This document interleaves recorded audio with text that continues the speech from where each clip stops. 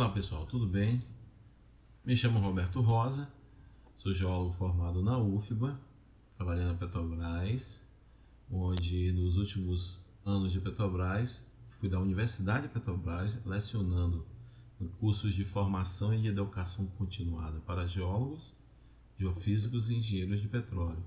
Lecionei também na Universidade Área 1 no curso de pós-graduação em engenharia de petróleo. E atualmente sou professor na UFBA do Departamento de Geofísica, onde leciono sedimentologia, geologia do petróleo, geologia de poço e avaliação das formações. Essa é a nossa terceira aula de geologia do petróleo e o nosso tópico é geoquímica do petróleo. Quais são os objetivos da geoquímica do petróleo? Caracterizar o potencial gerador das rochas geradoras e rastrear as rotas de migração do óleo à rocha geradora. Nessa figura, o que nós temos aqui é a rocha em uma bacia sedimentar e o tempo geológico para gerar o hidrocarboneto. E aqui embaixo é a técnica que usamos em laboratório, pirólise Roqueval, uma técnica reconhecida por todas as empresas de petróleo. E a gente pega essa matéria orgânica e em pouco tempo a gente gera esse hidrocarboneto. Bom, para fazer análise de rocha, precisamos de rocha. E onde é que teremos? Amostra de calha, ou seja, todos os poços de petróleo perfurados, a gente tem a coleta de cascalho ou amostra de calha. Então essa é a amostra mais comum para ser utilizada nas análises geoquímicas. Testemunhos, eventualmente, a gente pode ter, e afloramentos, né? São os três tipos de amostra que utilizamos. O que é que podemos obter com a geoquímica do petróleo? Quais são os parâmetros? Carbono orgânico total, a pirólise Roqueval, S1, S2, S3 e T máximo, índice de hidrogênio, índice de oxigênio do diagrama de Van Creveld, onde vamos plotar, reflectância da vitrinita, índice de coloração de pólulos e esporos e biomarcadores. Falaremos um pouco de cada uma dessas técnicas. O COT é o carbono orgânico total. Então, quando a gente analisa, a primeira análise que a gente faz nos folheiros ou carbonatos geradores é ver quanto tem de carbono. Se tiver, tem que ter no mínimo 1% para folheiro e 0,5% para carbonatos, fração argila, para poder a gente fazer essa análise do COT. Tendo esses valores, a gente realiza a análise do COT. Se for inferior, essa amostra não será analisada. Aqui mostrando mais ou menos qual é a sequência para essa análise do COT, carbono orgânico total. Após obtermos o COT, a gente vai para a pirólise. Na pirólise, o que é que a gente realiza?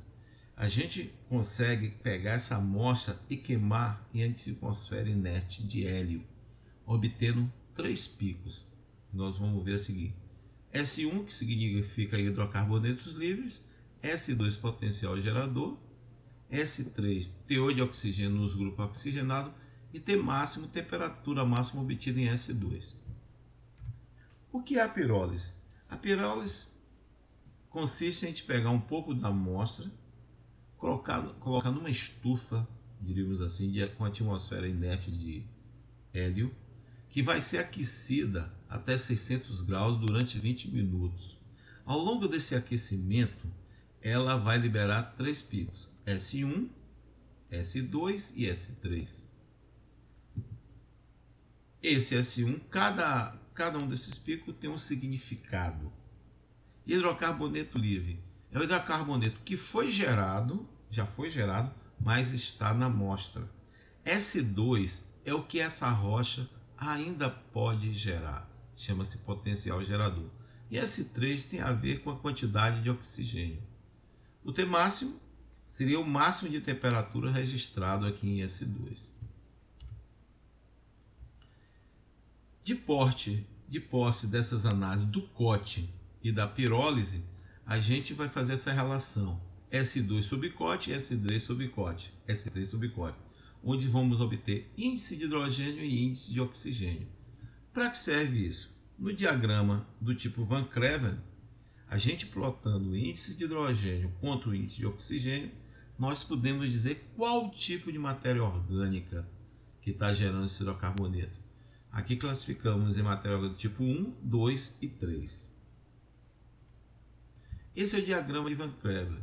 Então, índice de hidrogênio a gente plota, índice de oxigênio. Como está mostrando nessa figura, se eu tiver um valor de índice de hidrogênio contra um valor de índice de oxigênio, obtemos aqui uma amostra, um querogênio do tipo 2, que significa matéria orgânica herbácea que gera óleo e gás. O tipo 1 gera mais óleo e o tipo 3 mais gás. Mas observe que aqui dentro da figura tem três palavrinhas: diagênese, catagênese e metagênese. Isso aqui é o grau de maturação da matéria orgânica. Se por acaso o nosso pico cair aqui na diagênese, significa que essa rocha, nossa rocha, ainda está imatura. Ela não está ainda gerando hidrocarboneto. Já na catagênese, aqui significa a etapa onde o hidrocarboneto, seja óleo ou gás, está sendo gerado. A catagênese a gente chama a área da janela de geração de hidrocarboneto. Enquanto a metagênese já significa uma região de maior calor. Aqui a gente diria que nossa matéria orgânica praticamente está ficando senil, está quase queimada.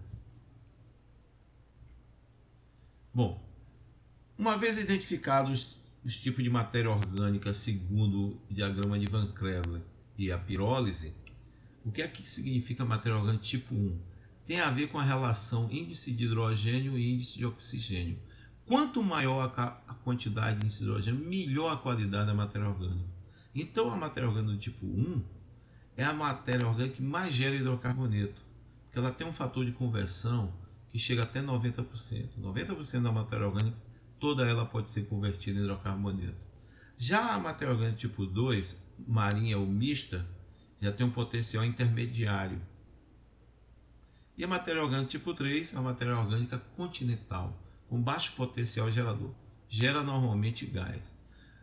Bem, uma outra técnica muito utilizada na geoquímica do petróleo, para a gente ver o grau de maturidade da matéria orgânica, é o que a gente chama vitrinita, análise da reflectância da vitrinita.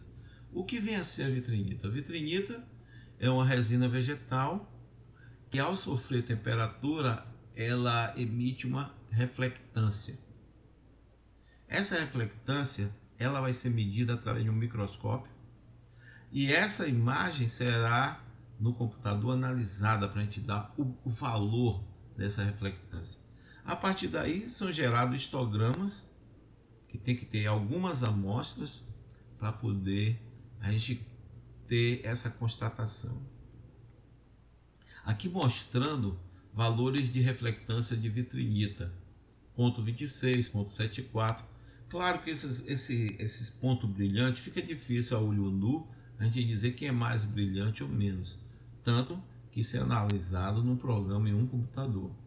Agora, de tantas amostras já analisadas em várias bacias sedimentares ao redor do mundo, em geral, reflectância maior que 0,6% significa rocha matura.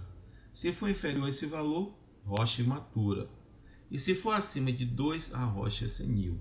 Então esse é um bom indicador de maturidade da matéria orgânica. Mas nem sempre ele existe nas amostras. Nem sempre. Porque a vitrinita é uma resina vegetal. Logo, subtende-se uma matéria orgânica de origem continental. Um outro indicador de maturidade da matéria orgânica é o ICE. ICE é o índice de colorização dos esporos. É como se aqui os pólenes e esporos, que também vêm de vegetais, recebessem um certo bronzeamento. No caso aqui eu estou dizendo que ele está com 4. 4 significa ICE maturo e ICE 8 senil. Bem, quando a gente analisa a vitrinita e as suas variações de ponto 2 a ponto 6, ponto 6 a 2, maior que 2, a gente pode dividir naquelas etapas da diagênese. E diagênese, catagênese e metagênese, que tem a ver com a geração do petróleo. Essa aqui é a mais importante, é que há aumento da temperatura, degradação térmica do querogênio e craqueamento primário de geração de óleo e gás. É aqui que o óleo é gerado e o gás úmido. Gás úmido a gente se refere a etano, propano, butano. Nesse quadro, esse quadro aqui tem todas as informações que eu comentei até agora, mostrando aqui a diagênese, a catagênese e a metagênese, os valores de vitrinita, ponto 2 a ponto 6, ponto 6 a ponto 3, 2, e T máximo. Lembrem, T máximo foi obtido durante a pirólise no pico de ACE2, porque nem sempre a gente tem vitrinita. Não tendo vitrinita nem os esporos e pólis, a gente usa o T máximo para dar o grau de maturidade da matéria orgânica. Esses valores de temperatura altíssimos, isso é em laboratório. Na natureza a gente sabe que 200 graus centígrados para cima já é uma zona de metamorfismo de baixo grau. Quando a gente plota esses valores no gráfico hidrocarboneto gerado versus profundidade, a gente observa que é nesse trecho aqui que é o que a gente chama a janela de geração de hidrocarboneto, onde há o maior volume de hidrocarboneto sendo gerado. Claro que isso é uma média para as diferentes bacias petrolíferas. Bem, agora vamos falar de biomarcadores. O que são biomarcadores? São fósseis geoquímicos que guardam a estrutura da matéria orgânica, São altamente resistentes à temperatura e também à biodegradação. Aqui a gente tem uma molécula do colesterol e seu biomarcador colestano. Os biomarcadores, uma vez descoberto, eles eliminaram por vez a teoria inorgânica do hidrocarboneto, de geração do hidrocarboneto, porque biomarcador só ser vivo pode sintetizar. Tem várias informações que podemos obter dos biomarcadores. A origem, se é marinho ou continental, como também lá na pirólise, com o diagrama de Van, já podíamos fazer, aqui também a gente pode obter essa origem. Estágio de maturação, o quanto da matéria orgânica está matura ou não, o que também a gente fazia lá na pirólise. Mas aqui tem algo muito interessante que está grifado em amarelo. A gente pode, através do biomarcador, correlacionar um óleo com o outro e o óleo com a rocha geradora. Se eu tenho uma acumulação de hidrocarboneto e sei que veio daquela rocha geradora, eu sei, em outras palavras, a rota de migração. E aqui a biodegradação do hidrocarboneto. Então, aplicação, rota de migração. Por exemplo, eu tenho aqui um desenho esquemático onde eu tenho uma rocha geradora, ela está gerando, e tranquilamente o óleo veio parar aqui nesses anticlinais. Aqui está fácil de ver na figura, mas muitas vezes esse óleo pode ter vindo de uma outra geradora, de uma outra posição na bacia.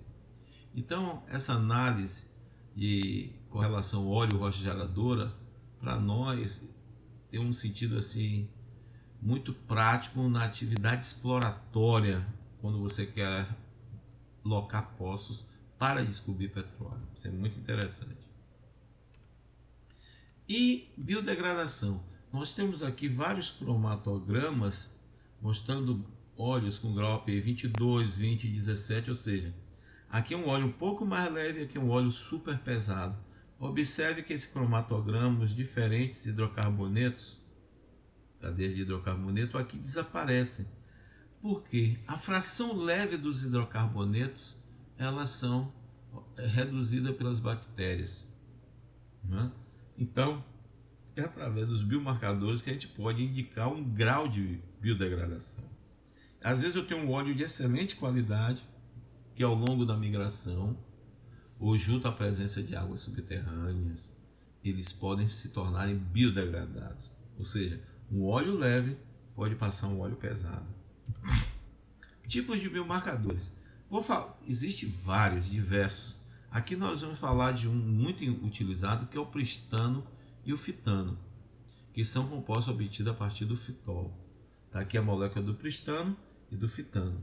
Essa análise ela é feita através de cromatografia líquida, gasosa, espectrometria de massa, para a gente identificar esses biomarcadores. Então, o que é que ocorre? Quando eu tenho altas razões pristano-fitano, como está aqui, pristano maior que fitano, significa rocha, matéria orgânica terrestre. E no caso contrário, quando baixa a razão pristano-fitano, rocha geradora de origem marinha. Ou seja, esse é mais uma análise que a gente tem para dar o ambiente do nosso folheiro, do nosso folheiro gerador. Se ele é terrestre, se é marinho. Bom, aqui uma aplicação da geoquímica do petróleo. Isso aqui é ao longo do rio Tapajós. Aqui são afloramentos da formação Barreirinha, na localidade de Barreirinha. É um folheiro de ambiente marinho de 370 milhões de anos. Aqui é um mapa, ele é um folheiro gerador. Esse aqui é um mapa de isópaca, ou seja, um mapa de espessura. Aqui está Santarém, né? Então observe que chega a ter espessura de 130 metros de espessura desse folheiro gerador. Aqui mostrando como eles ocorrem no perfil de raios gama nas duas localidades desses dois poços. Observe os valores obtidos pelos folhetos pela geoquímica. Espessura máxima, teor de carbono orgânico de 11%, um corte elevadíssimo. Reflectância da vitrinita vai de imatura a senil, ou seja, tem nas três A, imaturo, maturo e senil. E maturação por soterramento e efeito térmico de intrusivas básicas. Lembrando que existe esse vulcanismo lá na bacia do Solimões. Bem, esse é o que eu tinha a apresentar nessa aula aqui sobre geologia do petróleo, aula 3, geoquímica do petróleo. Espero que vocês tenham gostado. Se inscreva no nosso canal no YouTube e também aqui no Instagram. Esse aqui no Instagram é Geologia Perfilagem R. Rosa. Nós estamos sempre colocando figuras sobre geologia do petróleo e perfilagem de poços e discutindo essas figuras. Agradeço a todos e até a próxima.